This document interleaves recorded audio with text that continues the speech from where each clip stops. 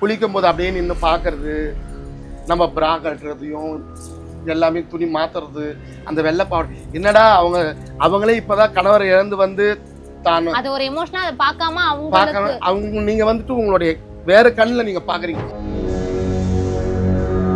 அந்த விழுப்புரத்துல நான் வந்துட்டு ஃபங்க்ஷன் முடிஞ்சு நைட்டு நான் கிளம்பிட்டேன். வர வழியில என்னுடைய காரை ஒரு 50 பேர் தட்டினாங்க. இறங்க உங்களோட போட்டோ பிடிக்கணும் அப்படின்னு. நம்ம இறங்கணும் இல்லையா, ஒரு தோல் மேல கை போடுறோம், ஒருத்தர் இடுப்பு எப்படி பிடிக்கிறான். மெரிபா பன்னீர் சோடா, ஐ ட்ரஸ்ட் மெரிபா.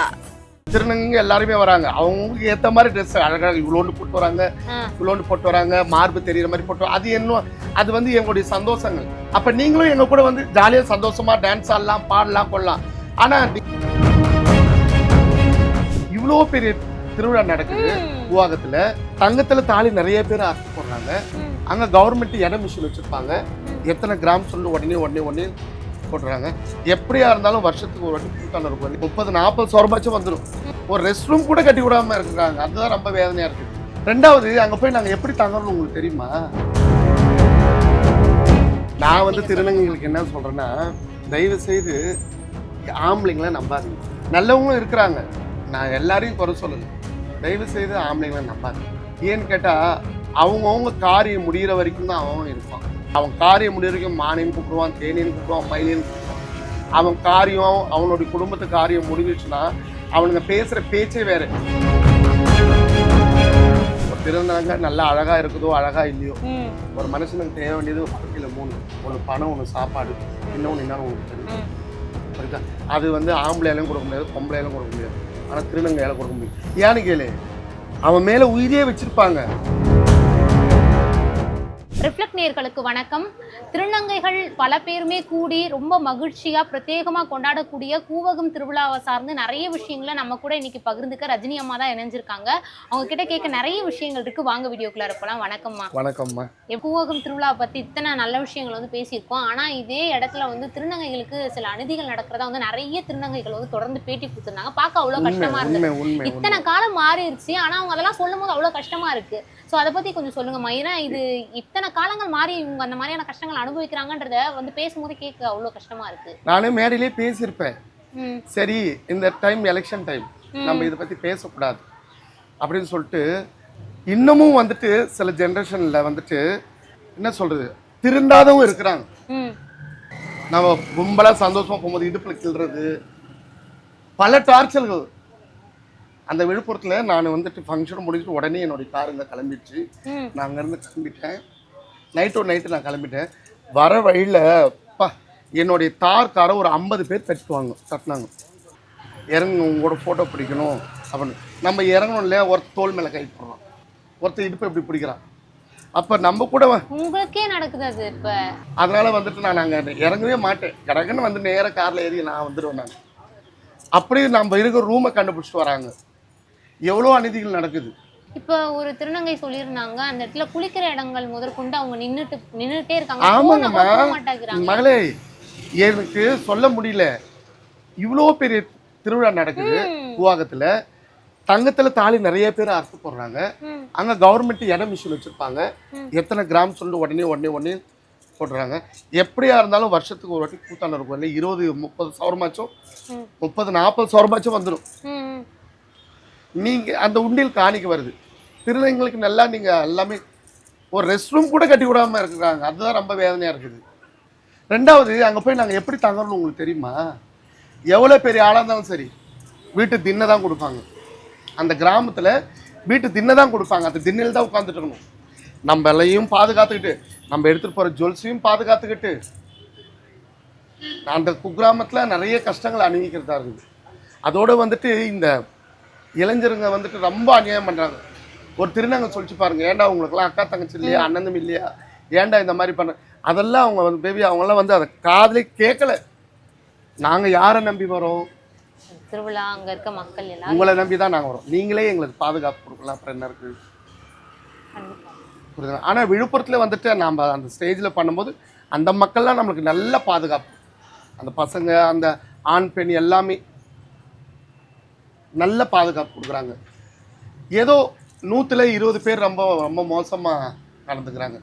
அது சொல்ல முடியல. குளிக்கும் போது அப்படியே நின்று பார்க்கறது, நம்ம பிரா கட்டுறதையும் எல்லாமே துணி மாத்துறது, அந்த வெள்ளைப்பாடு என்னடா அவங்களே இப்பதான் கணவர் இழந்து வந்து தான் அது ஒரு எமோஷனா அதை பார்க்காம பார்க்க அவங்க நீங்க வந்துட்டு உங்களுடைய வேற கண்ணில் நீங்க பாக்குறீங்க. ஏன் நீங்க சொன்ன மாதிரி அதெல்லாம் விடுங்களேன். கண்டிப்பாமா நீங்க பேசும்போதே தெரியுது. இப்ப நம்ம வீடியோ கேட்கறது கரெக்டா என்னன்னு தெரியல. பாக்குற யாராச்சும் பெரியவங்க பார்த்தாங்கன்னா கண்டிப்பா அங்க வரக்கூடிய ஒவ்வொரு திருநங்கைகளுக்கும் சரியான ஒரு பாதுகாப்பு அப்படின்னு கண்டிப்பா கண்டிப்பா. அங்க திருநங்கைங்க எல்லாருமே வராங்க. அவங்களுக்கு ஏத்த மாதிரி ட்ரெஸ் அழகாக இவ்வளோண்டு போட்டு வராங்க, இவ்வளோண்டு போட்டு வராங்க, மார்பு தெரியுற மாதிரி போட்டு. அது என்ன, அது வந்து எங்களுடைய சந்தோஷங்கள். அப்ப நீங்களும் எங்க கூட வந்து ஜாலியா சந்தோஷமா டான்ஸ் ஆடலாம், பாடலாம், கொள்ளலாம். ஆனா நீங்க ஒரு தப்பான கண்ணோட்டத்துல நீங்க பார்க்க கூடாது.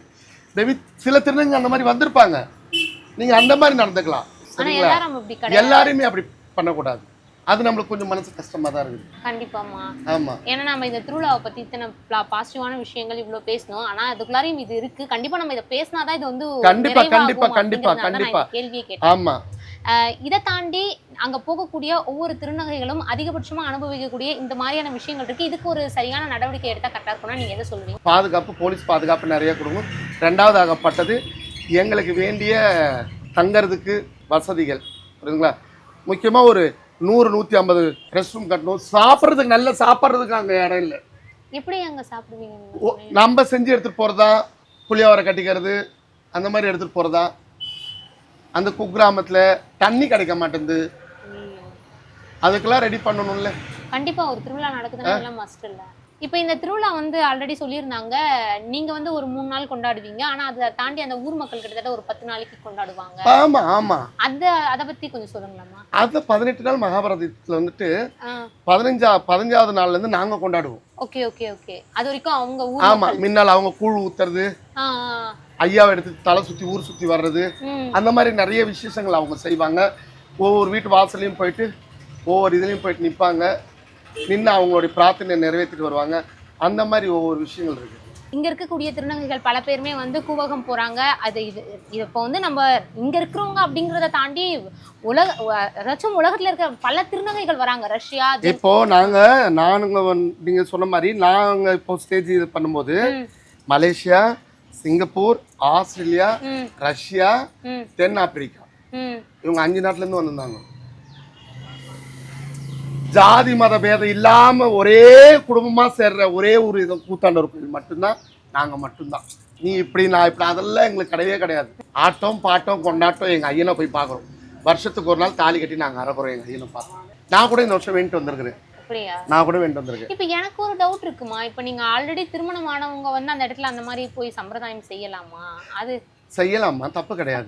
நம்மளுடைய பிரார்த்தனை. ஓகே. திருநங்கை கணவர் அவரு, புரியுதுங்களா? இதுதான் உண்மை. சரிங்களா? ஆமாம். நான் கூட இந்த வருஷம் வேண்டிட்டு வந்திருக்கேன். என்னுடைய ஆப்ரேஷன் நல்லபடியாக முடியணும் ஆண்டவனே. முடிஞ்சு அடுத்த வருஷம் வந்துட்டு நான் கண்டிப்பாக தாலி கட்டி தாலி அறக்கிறேன். நான் ஏற்கனவே 3 வாட்டி தங்கத்தில் தான் அறுத்தேன். Okay okay okay. இந்த வாட்டி ஐயங்கிட்ட வேண்டிட்டு வந்திருக்கிறேன். நோய் நொடி இல்லாமல் எல்லாரும் நல்லா இருக்கணும், செல்வ செழிப்பாக நல்லா இருக்கணும்.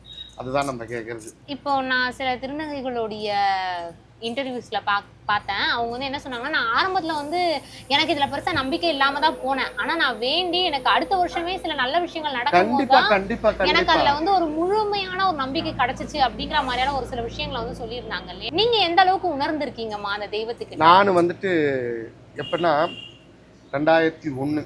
ஓகே. நீங்க ஃபர்ஸ்ட் தடவை போனதா? முதல் முறையா? 25 வருஷத்துக்கு முன்னாடி. ஆமா. நான் போகும்போது ஆண்டவனை மனசார வேண்டேன். அப்பா உன்கிட்ட கற்பூரம் கொளுத்துறதுக்கோ நம்மளுக்கு எல்லா வசதியும் இருந்து நான் இன்னைக்கு தான் நீ என்னை கூப்பிட்டுருக்கிறேன், நான் வந்திருக்கிறேன். என்னை மென்மேலும் நல்லா வச்சுன்னா நான் தொடர்ந்து உனக்கு தங்கத்தில் தாலி அறுத்து போட்டு வரேன் அப்படி நான் வேண்டேன். நாங்கள் வேண்டி எங்கள் அப்பா எங்கள் ஐயன் திருநாளில் என்னை நல்லா கொண்டு வந்தார். நானும் அதே மாதிரி போய் வருஷம் தங்கத்தில் தாலி அறுத்து போட்டு வந்த ஐயனுக்கு அந்த ஐயனே மனசு வச்சுதான் நம்மள அங்கே கூப்பிட. ஆமாம் ஆமாம் ஆமாம். புரியுதுங்களா? அதான் நான் சொன்னேன், எதுவாக இருந்தாலும் கையெடுத்து மனசார கும்பிட்டாதான் நம்மள ஆண்டவன் நல்லபடியாக வைப்பாங்க. இப்போ நம்ம இங்கேயும் பார்த்துட்டு இருக்கோம், நீங்க இத்தனை விஷயங்களை எங்க கூட ஷேர் பண்றதை தாண்டி இங்க உங்களை தேடி இத்தனை மக்கள் வந்துட்டு இருக்காங்க.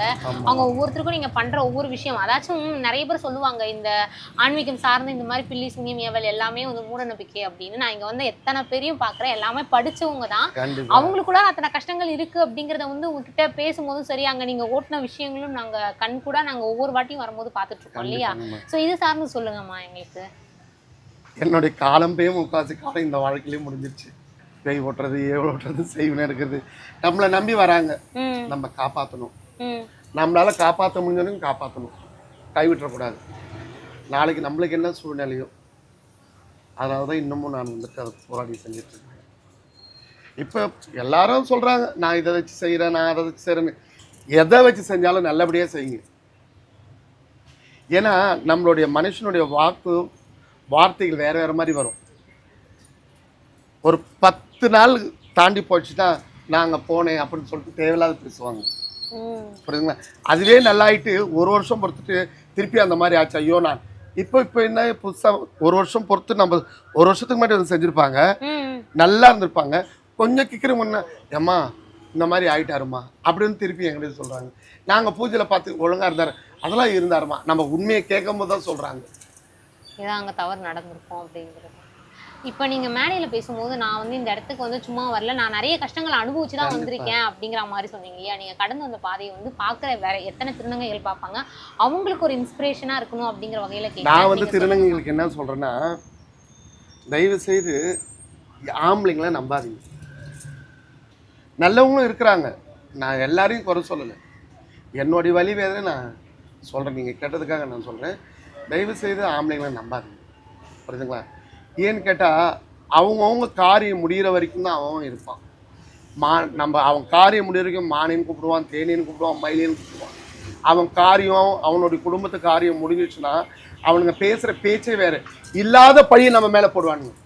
அதனால தான் நான் மேடைகள் சொன்னேன், நான் பட்ட கஷ்டங்கள் கொஞ்சம் நெஞ்சம் கிடையாது. வாழ்க்கையில் எவ்வளோ கஷ்டங்கள் பட்டு தான் அந்த மேடையில் நான் வந்து நின்று பேசுனேன். இன்னமும் கஷ்டப்பட்டு தான் இருக்கிறோன்னு சொன்னேன் நான். அதையும் புரியுதுங்களா? இன்னமும் நிறைய திருநங்கைகள் வந்துட்டு ஏதோ ஒரு வகையில் ஏமாற்றப்பட்டுக்கிட்டு தான் இருக்கிறாங்க. ஏமாற்றப்படாமல் இல்லை, ஏமாற்றப்பட்டு தான் இருக்கிறாங்க. இப்போ சமீபத்தில் பார்த்துறீங்க எவ்வளோ திருநங்கை சூசைட் பண்ணிக்கிறாங்க, ஏமாற்றி. அதுக்கு நீங்கள் ஏன் ஏமாத்துறீங்க? ஒரே வார்த்தை சொல்லிட்டு போங்க.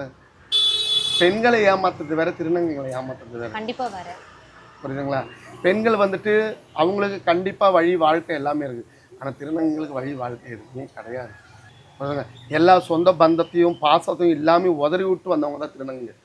மேற்கொண்டு நீங்கள் வந்து அவங்ககிட்ட பாசம் கட்டன்னு சொல்லிட்டு ஒரு வேஷத்தை போட்டு அவங்கக்கிட்ட இருக்கிறதெல்லாம் பிடிங்கிட்டு அதை கொடுங்க இதை கொடுங்கன்னு சொல்லிட்டு எல்லாத்தையும் வாங்கிட்டு லாஸ்ட்டில் நீங்கள் என்ன சொல்கிறீங்க, நாங்கள் என்னத்துக்கு இருந்தோம், அதுக்கு தானே இருந்தோம், இதுக்கு தானே இருந்தோம், நாங்கள் கஷ்டப்படலன்னு சொல்லிட்டு நீங்கள் முறைக்கு ஈட்டி எடுத்து நெஞ்சில் குத்திட்டு போகிறீங்க. அந்த பாவம் உங்களுக்கு 7 வம்சம் விட்டாலும் சும்மா விடுமா? நீங்கள் நல்லா இருப்பீங்களா? ஒரு காலமும் நல்லா இருக்க மாட்டீங்க, புரியுதுங்களா? இதுதான் உண்மை. அதே ஆம்பளைங்களும் நல்லவங்களும் இருக்கிறாங்க, நான் போய் சொல்ல மாட்டேன், புரியுதுங்களா? ஆனால் 100க்கு 90 பேர் தான் கெட்டவங்க, 10% தான் நல்லவங்க, புரியுதுங்களா? யாராக இருந்தாலும் மகளே, புரியுதுங்களா? ஒரு திருநங்கை நல்லா அழகாக இருக்குதோ அழகாக இல்லையோ, ஒரு மனுஷனுக்கு தேவை வேண்டியது வாழ்க்கையில் 3: ஒன்று பணம், ஒன்று சாப்பாடு, இன்னொன்று என்னன்னு உனக்கு தெரியும், புரியுதா? அது வந்து ஆம்பளையாலையும் கொடுக்க முடியாது, பொம்பளையாலும் கொடுக்க முடியாது, ஆனால் திருநங்கையால் கொடுக்க முடியும். ஏன்னு கேளு, அவன் மேலே உயிரே வச்சிருப்பாங்க. அவன் மேலே தான் உலகம் இவன் தான், தான் உயிரே இவன் தான், இவன் இல்லை நம்ம இருக்கக்கூடாது. அந்த இடத்துல வந்து பெற்றவங்க நினைக்க மாட்டாங்க, மற்றவங்க நினைக்க மாட்டாங்க, நம்மளை நம்பி வந்தானே. ஆனால் நீ என்னத்துக்கு வந்திருப்ப, இருக்கிற வரைக்கும் சுரண்டி துண்டு நம்ம குடும்பத்துக்கு எல்லாத்தையும் பார்க்கலாம் அப்படின்னு சொல்லிட்டு கடைசியில் உன்னுடைய வேலையை காமிச்சிட்டு போவேன். இன்றைக்கி நீ ஏமாற்றிட்டு போயிடலாம், நாளைக்கு உனக்கும் புள்ள குட்டிலாம் பிறக்கும்ல, உனக்கு பொண்ணு பிறக்கும்ல, அப்போ அந்த வலி வேதனை படாதா? நான் ஒட்டுமொத்த திருநங்கைக்கும் நான் சொல்கிறேன், எவ்வளோ திருநங்கை இறந்துட்டாங்க, எவ்வளோ திருநங்கை இன்னமும் அந்த கஷ்டப்பட்டுட்டு இருக்கிறாங்க, புரியுதுங்களா? அந்த கஷ்டம் வேண்டாம். நம்ம வந்து இல்லை ராஜாத்தி மாதிரி வாழ்கிறோம், ஆண்டவன் கொடுத்த நம்மளுக்கு மதிப்பு மரியாதை இருக்குது, நம்மளுக்கு கை கால் தெம்பு இருக்குது, புரியுதா? என்னத்துக்கு அவனுங்க வந்துட்டு நல்லா பிடிங்கி துணிட்டு லாஸ்ட்டில் வந்துட்டு வீட்டில் கூப்பிட்றாங்க, எங்களை எங்கள் இப்போ தான் தெரியுது இங்கே இருக்கக்கூடாது. நீ ஸ்டார் மாதிரி ரத்தத்தை போட்டு உறிஞ்சி எடுத்துட்டு எல்லாத்தையும் நீ பண்ணிவிட்டு எல்லாத்தையும் நீ முடிச்சுட்டு உங்க அம்மாவுக்கு என்ன வேணுமோ, உங்க அப்பாவுக்கு என்ன வேணுமோ, உங்க தங்கச்சிக்கு என்ன வேணுமோ, உனக்கு என்ன வேணுமோ, தேவைக்காக வந்து உன் எல்லாத்தையும் தேவைக்காக நிறைய பேர் அப்படிதான். இல்ல இங்க முக்காவாசி பேர் அப்படி இருக்காங்க. உண்மைதான் மகளே, புரியுதா? ஒவ்வொரு திருநங்கையும் கஷ்டப்படாம இல்லாம இல்லை, மேலுக்கு தான் அப்படி சிரிச்சிட்டு இருக்கிறாங்க. எல்லா திருநங்கை மனசுலயும் கஷ்டங்கள் இல்லாம இல்லை, எல்லா திருநங்கை மனசுல வலி இல்லாம இல்லை, எல்லா திருநங்கையும் வேதனை இல்லாமலாம் இல்லை. எங்க போனாலும் நம்ம நல்ல இடத்துல நம்ம கண் பார்த்தாதான் நம்ம கண் பார்வை இருக்கும். நம்ம நல்ல இடத்துல கால் எடுத்து வச்சாதான் நல்ல இடத்துல நம்ம கால் இருக்கும். அந்த மாதிரி நல்ல இடத்துல எடுத்து வைங்க, ஏமாத்தாதீங்க. தயவு செய்து நம்மளோட சமுதாய மக்களுக்கு எல்லாருக்கும் சொல்கிறேன், ஏமாறாதீங்க. நாங்கள்லாம் திருநங்கையாக ஆகும்போது எங்கேயோ ஒரு ஃபங்க்ஷனாக எல்லாம் கும்பல் கூடுவோம்மா. கும்பல் கூடி பல மாதங்கள் பார்த்து, பல வருஷங்கள் கூட இருக்கலாம், பார்த்துட்டு எல்லாம் நாங்கள் எல்லாமே கட்டி பிடிச்சிட்டு, நீ நல்லா இருக்கியாக்கா, நான் நல்லா இருக்கேன்க்கா, எங்கக்கா இருக்கிற, உன்னை பார்க்க முடியல. அப்போ ஃபோன் வசதிலாம் கிடையாது. நடைப்பயணம், பஸ் பயணம், ஆட்டோ பயணம், அப்படி தான் எங்கள் காலத்தில். அப்போது இப்போ வந்துட்டு அப்போ ஒரு கடை போய் கடைகளும் 10 ரூபா 5 ரூபா கொடுப்பாங்க புண்ணியவானுங்க. இப்போ வந்துட்டு தெருவுக்கு 4 வீட்டில் திருநங்கையாக இருக்கிறாங்க. அதில் 2 தெரிஞ்சு வந்துடுது, 2 தெரியாமல் இருக்குது. திருநங்கையாக இருக்காங்க, கே கம்யூனிட்டியாக இருக்காங்க, தனித்தனியாக இருக்கிறாங்க. புரியுதுங்களா? நிறைய பேர் வெளியே வராமல் இருக்கிறாங்க. நிறைய திருநங்கைங்க பெரிய பெரிய படிப்பு படிச்சுட்டு அந்த படிப்புக்கேற்ற வேலை இல்லாமல் பாலியல் தொழிலுக்கும் யாசகத்துக்கும் போகிறாங்க. நீங்கள் எங்களை ஏன் தள்ளப்படுறீங்க? எங்களுக்காக குரல் கொடுங்க, எங்களுக்காக குரல் கொடுங்க. போகிற போக்கில் பார்த்தா எங்களுக்கு நாங்கள் தான் குரல் கொடுத்துட்டு இன்னமும் வந்துட்டு இருக்கிறோம், இதுக்கு மேலேயும் வருவோம். கண்டிப்பாக. இப்போ இது வரைக்கும் நான் நிறைய விஷயங்கள் உங்ககிட்ட இருந்து கேட்டு தெரிஞ்சிருக்கேன், நீங்கள் நிறைய விஷயங்கள் என்கிட்ட சொல்லியிருக்கீங்க. ஆனால் இந்த ஒரு வீடியோ ரொம்ப ஒரு மாதிரி வித்தியாசமாக இருந்தது. நீங்கள் சொன்ன ஒவ்வொரு விஷயங்களும் அந்தளவுக்கு ஒரு வலி வேதனையை நிறைஞ்ச ஒரு பக்கத்தை வந்து நீங்கள் எங்கள் கூட பகிர்ந்துருக்கீங்க. பார்க்குறவங்க யாராக இருந்தாலும் இதை பார்த்து திருந்துவாங்க அப்படின்னு நினைக்கிறேன். பார்க்கக்கூடிய திருநங்கைகள் பல பேருக்குமே இது ஒரு ஆறுதலான வீடியோவாகவும் கண்டிப்பாக அமையும். உங்களுடைய நேரத்தை ஒதுக்கி, உங்களுக்கு உடம்பு சரியில்லை இருந்தாலும் எங்களுக்காக இவ்வளோ விஷயங்கள் பேசியிருக்கீங்க. ரொம்ப நன்றிம்மா. நன்றி. Meriba Paneer Soda. I trust Meriba.